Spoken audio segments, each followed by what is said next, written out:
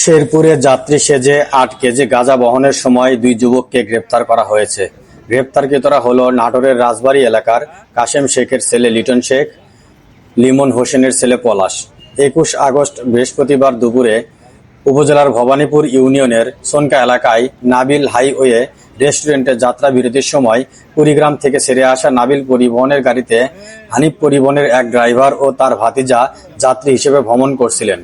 এ সময় নাবিল পরিবহনের সুপারভাইজার গাড়িতে থাকা ২টি ব্যাগের মালিকের সন্ধান করলে তাদের সন্দেহজনক আচরণ হওয়ায় নাবিল পরিবহনের সুপারভাইজার সহ অন্যান্য যাত্রীদের সহযোগিতায় ওই দুইজনকে আটক করলে তাদের ব্যাগের বিষয়ে সবাইকে জানায়। এ সময় তাদের বহন করা ২টি স্কুল ব্যাগের ভেতর পলিথিন মোড়ানো অবস্থায় সিমেন্টের সাদা বস্তার মধ্যে লোকানো প্রায় ৮ কেজি গাঁজা উদ্ধার করা হয়।